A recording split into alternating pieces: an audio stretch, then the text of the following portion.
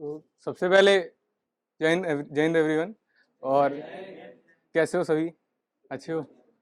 तो रिटर्न के लिए सबसे पहले बताऊं तो बहुत अच्छी जगह आए हो। अगर सही से पढ़ोगे तो बिल्कुल आराम से हो जाएगा, कोई दिक्कत नहीं होने वाली है।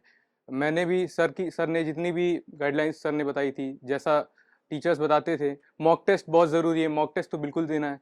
मॉक टेस्ट में अगर कुछ भी छोड़ दिया तो फिर मॉक टेस्ट ना देना एक तरीके से सिलेक्शन दूर करना है। ठीक है, मॉक टेस्ट तो बिल्कुल ही देना है। इससे ये पता चलेगा कि आप गलतियां क्या कर रहे हैं और क्या सुधारना है। साथ ही साथ मैथमेटिक्स बहुत इंपॉर्टेंट है, कट ऑफ तो क्लियर करनी ही करनी है। उसके बाद जीएटी में मेरिट में नाम लाने के लिए कुछ तो मार्क्स हासिल करने ही पड़ेंगे। तो जीएटी पे भी फोकस करते हुए आप जीएस साइंस और जीएस साइंस इंग्लिश तीनों ही फोकस करना पड़ेगा। आप यहाँ के टीचर्स बहुत ही अच्छे हैं, तीनों पे इक्वली अच्छी तरीके से समझाया जाता है। अगर ध्यान से उन्हीं के नोट्स बनाए जाएं, उन्हीं के एक रोड मैप टाइप का दिमाग में तैयार हो जाता है, जिससे याद करना बहुत आसान हो जाता है। तो जीएस में तो मुझे कोई भी प्रॉब्लम नहीं आई थी। अगर आप भी उसी तरीके से जीएस में पढ़ें, थोड़ा बहुत माइंड मैपिंग करके याद करें तो इजीली याद हो जाता है, कोई भी दिक्कत नहीं आती है। साइंस तो वैसे भी साइंस स्टूडेंट्स हैं, थोड़ा बहुत और गाइड यहाँ पे गाइडेंस मिल जाता है और अच्छे से। तो जी सर। Let's welcome.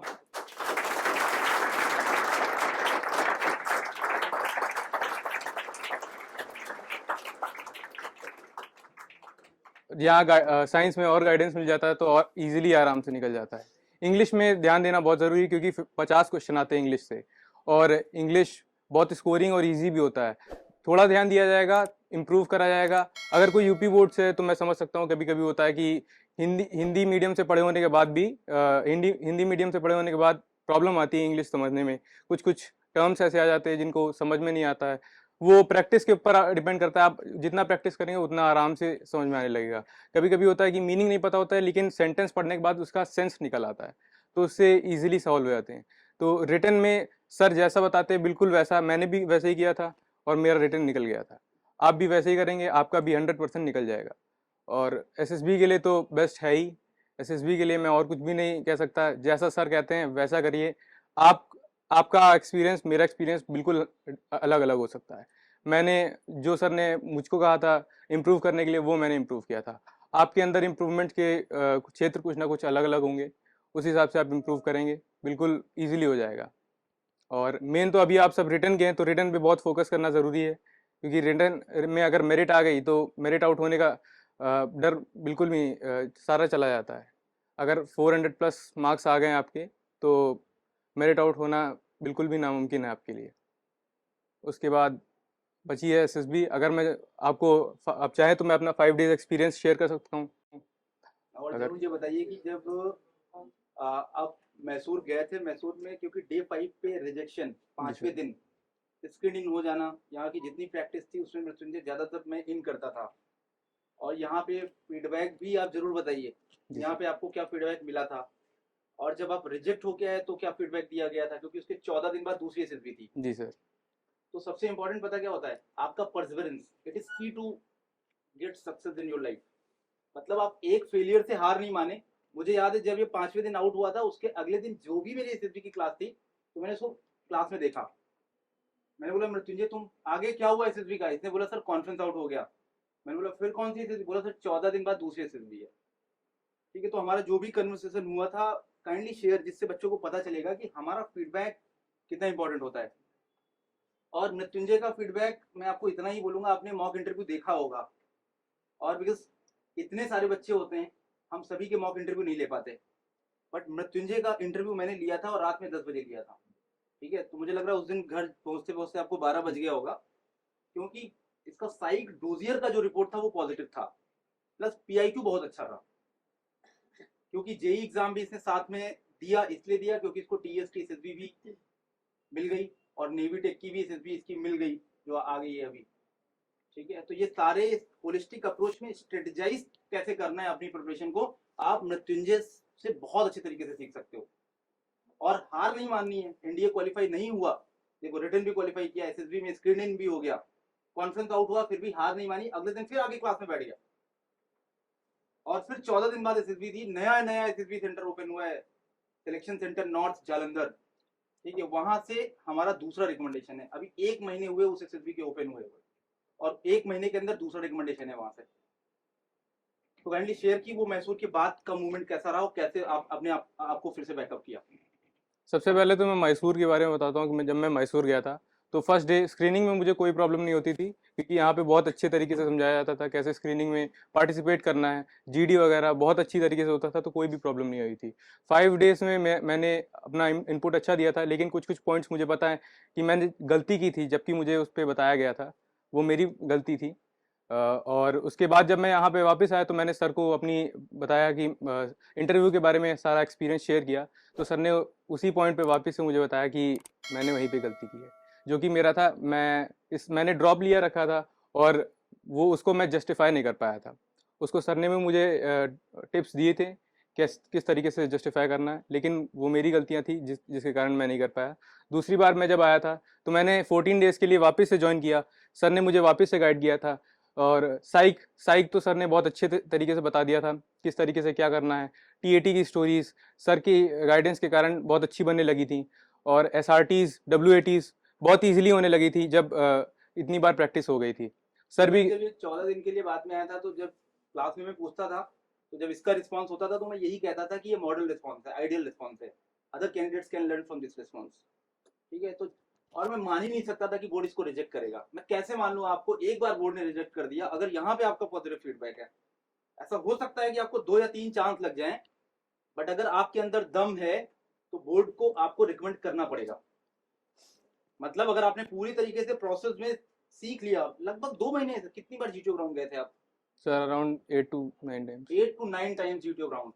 कहते हैं ना 21 डेज में 4 ही बार जाने का मौका मिलता है। जिसको जाना होता है ना, वो 8 to 9 टाइम्स भी चला जाता है। ठीक है, पीपीएनडीटीज कितनी करी थी आपने? 8 to 9 सर। 8 to 9 times. तो जिसको जाना होता है, जिसकी लगन होती है कि मुझे यार हर चीज सीखनी है, सबसे मृत्युंजय के अंदर अगर कोई खास बात है तो वही यही है कि डिटरमिन्ड एफर्ट्स और परसेवरेंस, हार नहीं माननी है, लास्ट तक डटे रहना है। और होता भी है, एक क्लासमेट चला गया एनडीए, तो आग जो है वो डबल हो जाती है कि मुझे भी जाना है। तो इसका ऑलरेडी एक क्लासमेट इससे 6 महीने पहले ऑलरेडी एनडीए ज्वाइन कर चुका है, वो भी मेरा ही स्टूडेंट है, सेंट थॉमस का। सेंट थॉमस, इनके स्कूल में जितने पिछले 3 साल में एनडीए में बच्चे गए, they all are my student. ठीक है, चलो। और जैसा सर ने बताया कि साइक में तो कोई भी प्रॉब्लम नहीं आने वाली है अगर आप सर को एकदम शिद्दत से फॉलो करते हैं। सर की बुक जो है रणनीति, अगर उसको आप अच्छे से पढ़ लेते तो साइक में मेरे ख्याल से तो कोई भी प्रॉब्लम नहीं आने वाली है, और डाउट्स तो सर अच्छे से क्लियर ही कर देते हैं। उसके बाद पर्सनल फीडबैक पे अगर आए तो पर्सनल फीडबैक बहुत काम आता है। अगर आप उस पर सही से वर्क करेंगे तो वही आपके लिए अमृत है। उसको पर्सनल फीडबैक जैसे आपको इंटरव्यू में दिया जाएगा। अगर आप इंटरव्यू देने आते हैं तो आपको पता चलेगा कि आप किस पॉइंट में लैग कर रहे हैं। जैसे मैंने अभी बताया कि मैंने ड्रॉप ईयर लिया था और मैं जस्टिफाई नहीं कर पाया था। दूसरी बार मैंने उससे पहले ही मैंने किसी एक कॉलेज में बीएससी में इनरोलमेंट करवा लिया था। ये सर ने ही आइडिया दिया था, जिसके कारण अपने ड्रॉप ईयर को मैं वापस से जस्टिफाई कर पाया आपकी ये एसएसबी जालंधर में, और इसमें मुझे कोई भी प्रॉब्लम नहीं आई। और अगर आप जीटीओ की बात करें तो जैसे मैंने अभी बताया कि मैं 8 से 9 बार जा चुका था जीटीओ ग्राउंड में, तो जीटीओ में तो कोई भी प्रॉब्लम नहीं आती थी। जैसे colonel R K Sharma sir, colonel Pramod sir बहुत अच्छी तरीके से बताते थे। जीपी जीडी तो हर रोज़ ही होती थी इधर, तो कोई भी प्रॉब्लम नहीं आती थी उसमें भी। अगर जीपी कभी एक जीपी तो काफ़ी काफ़ी कई बार तो रिपीट भी हो जाती थी। जैसे कुछ पार्ट्स अगर मेरी एसएसबी में मुझे दो प्रॉब्लम्स ऐसी मिली थी जो मैं पहले ही कर चुका था, बाकी दो प्रॉब्लम्स थी जो न्यू थी। और जो पीजीटी के ऑब्स्टेकल्स थे वो मुझे काफ़ी यहाँ से मिलते जुलते मिले थे। जैसे यहाँ एसएसबी जीटीओ ग्राउंड जो सेंचुरियन का बना है वो बहुत ही अच्छा बना है, और मैं अपनी एसएसबी जब देने गया तो मैं सरप्राइज हो गया था कि काफ़ी सिमिलर जीटीओ ऑब्स्टेकल्स मुझे मिले थे, और जिसके कारण मेरा जीटीओ बहुत ही अच्छा गया था। और अब की बार मैं बहुत कॉन्फिडेंटली कह सकता हूँ कि मेरा पिछली बार से जीटीओ बहुत इंप्रूव हो गया था। और अगर मैं कहूँ अपने 5 डेज एक्सपीरियंस के आखिरी में कॉन्फ्रेंस के बारे में, तो कॉन्फ्रेंस मेरी बहुत लंबी चली थी, अराउंड 15 मिनट्स चली थी, जिसमें उन्होंने सारे ऐसे क्वेश्चन पूछे थे जो उन्होंने मुझसे इंटरव्यू में नहीं पूछे थे। कुछ एसआरटीज भी पूछी थी और कुछ सिंपल क्वेश्चंस पूछे थे, जैसे फ्रेंड के साथ कैसे रिलेशन है।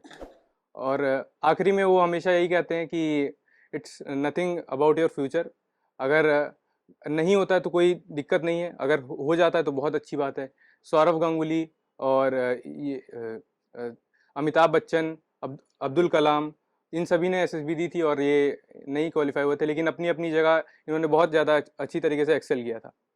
और इसी के साथ कॉन्फ्रेंस ख़त्म होती है और मेरा उन्होंने नाम चेस्ट नंबर बुलाया और मैं रिकमेंड हो गया था। सबसे पहले मैंने इस सर को ही बताया, मुझे बहुत अच्छा लगा सर। मुझे बहुत अच्छा लगा था और मैं जितने भी एफर्ट्स सर ने और सर की टीम ने, सेंचुरियन की टीम ने लगाए थे, वो बिल्कुल काम आ गए और यही लगा कि मैं 7वें आसमान पे हूँ। और इसी के साथ मेरी यही 5 डेज़ की स्टोरी यही थी। 2 मिनट के लिए इमेजिन करके देखो कि तुम गए, सारी जर्नी तुमने सेंचुरियन से शुरू करी और तुम फाइनली रिकमेंड हो गए, तुम्हें कैसा लगेगा? डेफिनेटली एक ये लगेगा कि नहीं, जो मैंने लाइफ में सोचा वो मैंने पूरा कर लिया, जो हर कोई नहीं कर पाता। आपको रियलिटी पता होनी चाहिए, 0.05% कैंडिडेट इंडिया फाइनली जा पाते हैं, ठीक है। और यहाँ ये कारवां चलता रहता है, हर हफ्ते आप मिलेंगे उन बच्चों से। तो अगर आपके अंदर दमखम है तो डेफिनेटली आप अच्छा कर सकते हैं। Now it is up to you. सारी चीजें आपको एक्सपीरियंस, सारी चीजें आपको पता चल रही हैं, कैसे करना है वो पता चल रहा है। इंडिया के अलावा भी और रास्ते हैं जो इंडिया जैसे ही हैं, तो उसमें भी आपको जरूर ऑप्शंस नहीं छोड़ने हैं, ठीक है। जैसे कितनी अच्छी बात बताई कि ग्रेजुएशन मेरा ड्रॉप था पहली एसएसबी में, इसको उसी क्वेश्चन पे फंसाया। तो ओरिएंटेशन में जो इंडिया के बच्चे बैठे होंगे उसमें मैंने बात करी थी कि ग्रेजुएशन साथ में ले लेना, बोला था कि नहीं बोला था? Yes sir. देखिए उसको इंटरव्यू में फंसाया, इसी बात पे फंसाया, पहले इंटरव्यू में इसी बात पे फंसाया कि ग्रेजुएशन। क्योंकि अगर आप ये बोलते हैं कि मैं बीएससी भी कर रहा हूँ या बीए कर रहा हूँ, तो इससे ये समझ में आता है कि आपका जनरल इंटेलिजेंस अच्छा है, आप बीएससी के साथ एनडीए की तैयारी कर रहे हैं। करते आप सेंचुरियन में ही तैयारी है, बट साइड में आप बीएससी या बीए का फॉर्म डाल देते हैं। तो दूसरी एसएसबी में इन सारी तैयारी के साथ जब गया तो रिजल्ट अपने आप सामने मिलेगा। क्यों नहीं मिलेगा रिजल्ट? आप जब पूरी तैयारी के साथ जाते हो तो आप सिलेक्ट नहीं होगे, एक रिकमेंडेशन होता है तो वो हमारे ही बच्चे का होता है, एक भी होता है। और जीटीओ ग्राउंड जैसा ये गया, जीटीओ ग्राउंड आप ज्यादातर बच्चे जा चुके हैं। जीटीओ ग्राउंड हमने, अगर एसएसबी में 19 है तो हमने 20 बना रखा है हाइट। मतलब अगर आप यहाँ का कर ले गए तो वहां आपको एकदम हलवा लगेगा। और जनरली बहुत सारी कोचिंग्स उसको कम हाइट पे बनाती हैं, इसलिए बनाती हैं क्योंकि रिस्क होता है लाइफ का। मतलब कई बार क्या होता है, छोटे बच्चे होते हैं, ऊपर से वो वर्मा ब्रिज में ऊपर से गए या मंकी क्रॉलिंग करते हुए ऐसा हो सकता है कि नीचे गिर गए और कुछ कैजुअलिटी हो जाए। तो बहुत सारी कोचिंग्स इस डर से कम हाइट पे बनाते हैं। बट हमने क्या किया, जब आप एडमिशन के लिए आते हैं हम इंडेमनिटी बॉन्ड साइन करा लेते हैं कि भैया अगर आप जीटीओ ट्रेनिंग करते हुए कुछ होता है तो हमारी जिम्मेदारी नहीं है, क्योंकि हम आपको उस लेवल पे कराएंगे। नहीं तो इंडिया में भी आप जाओगे, अगर आप फियर एक्नॉलेज नहीं करोगे तो फिर आप वहां पे कंटीजेंसीज, ऑब्स्टिकल, टफ ट्रेनिंग कैसे कैसे हैंडल करेंगे। और रिगरस ट्रेनिंग अगर आप यहाँ एक्सपीरियंस नहीं करेंगे तो चाहे महीने में एक बार जाएं या एसएसबी वाले बच्चे वीक में एक बार जाएं, एटलीस्ट आप उसका एक्सपीरियंस जरूर करें जीटीओ ग्राउंड का, ठीक है। तो जैसे इसने 8 से 9 बार किया तो आप डेफिनेटली आपके लिए वो हलवा हो जाएगा, आपको लगेगा यार ये तो मैं कर चुका हूँ। इंडिया में बहुत सारी कोचिंग है, पता है आगे कोच जब बच्चे एडमिशन के लिए जाते हैं तो आगे डंडे गाड़ रखे हैं और उनको रेड से ब्लू कलर से। मैं देहरादून गया, मुझे देहरादून से रिपोर्ट ये मिली कि केवल आगे दिखाने के लिए बच्चों को कि मेरा जीटीओ ग्राउंड है, जितनी बड़ी क्लासरूम है उतने में जीटीओ ग्राउंड बना रखा है। क्या रिजल्ट मिलेगा? तो रिजल्ट 0। आपको होलिस्टिक अप्रोच में सब तरीके से काम करना होता है, क्योंकि एसएसबी में मनसा वाचा कर्मणा तीनों पद्धति में आपको रिकमेंडेशन लेना होता है, ठीक है। तो मृत्युंजय ने वो करके दिखाया और डेफिनेटली हमें पूरा यकीन है कि ये जाएगा, ट्रेनिंग जाएगा और मुझे लगता है अपने फैमिली का फर्स्ट जनरेशन आर्मी ऑफिसर बनेगा। एम आई राइट? जी सर। और ये बहुत प्राउड मूवमेंट है, क्योंकि ऑफिसर कार्डर पे जाना, ग्रेड 1 की जॉब पाना, आपका सोशल लखनऊ से अगर पूरे डिस्ट्रिक्ट से निकालोगे ना, जिस डिस्ट्रिक्ट से आप हैं उसमें भी गिने चुने होते हैं, तो अपने आप में बहुत बड़ा अचीवमेंट होता है। ये सबको नसीब नहीं होता है, ठीक है। इक्विवेलेंट टू, और इक्विवेलेंट टू आईएएस, अगर आप डिस्ट्रिक्ट मजिस्ट्रेट या सिविल सर्विसेज के इक्विवेलेंट अगर मैं कंपेयर करूं तो एनडीए उससे भी बेहतर है और एनडीए उससे भी ज्यादा चैलेंजिंग है, क्योंकि आर्म फोर्सेस का ऑफिसर अगर एक गलती से भी गलती हो जाए तो उसकी भरपाई पूरा देश नहीं कर सकता। तो आपके पास आपका सेंस ऑफ रिस्पॉन्सिबिलिटी उस लेवल पे होना चाहिए। तो अगर आप कंपेयर करेंगे सिविल सर्विसेज से एक आर्म फोर्सेज ऑफिसर को, तो कंपेयर नहीं है, क्योंकि आपके पास you bear greater level of responsibilities. Civil services में जाने के बाद आपके पास एक डिस्ट्रिक्ट की, एक स्टेट की रिस्पॉन्सिबिलिटी होती है, बट यहाँ आपके पास पूरे देश की रिस्पॉन्सिबिलिटी होती है। As a fighter controller, as a fighter pilot, आप अगर एयरक्राफ्ट में जाते हो तो पूरा देश आप रिप्रेजेंट करते हो, क्योंकि अगर वहां से F-16 अंदर आए और आपका थोड़ा भी डेविएशन हुआ तो आप समझिए कि वो कितनी तबाही मचाते हैं, और वो 1500 kmph या 1600 kmph की स्पीड से अंदर जाते हैं, और कितने हमारे वनरेबल एरियाज, वनरेबल पॉइंट होते हैं जिनको डिस्ट्रॉय कर सकते हैं। तो आपके पास इतना अपॉर्चुनिटी तो अच्छी मिलती है, बट आपके पास एक जिम्मेदारी और इसका एहसास जरूर होना चाहिए कि मुझे क्या जिम्मेदारी, पूरे मुझे मौका किस चीज ड्यूटी को बियर करने का मिला है। ठीक है, तो जिस चीज की आप तैयारी कर रहे हैं ये आसान नहीं है, बट अगर आपको मौका मिल जाता है तो आप एक तरीके से एक बहुत बड़ा अचीवमेंट होता है जो मृत्युंजय को मिला है। शाबाश। Thank you sir.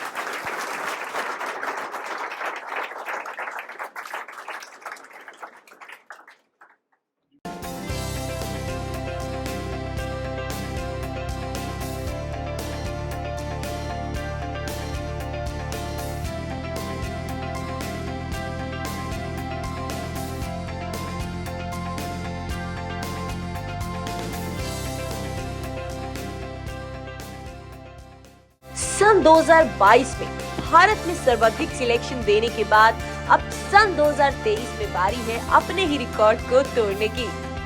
आप भी बन सकते हैं हमारे इस कारवां का हिस्सा, हमारी ऐतिहासिक कामयाबी का एक हिस्सा।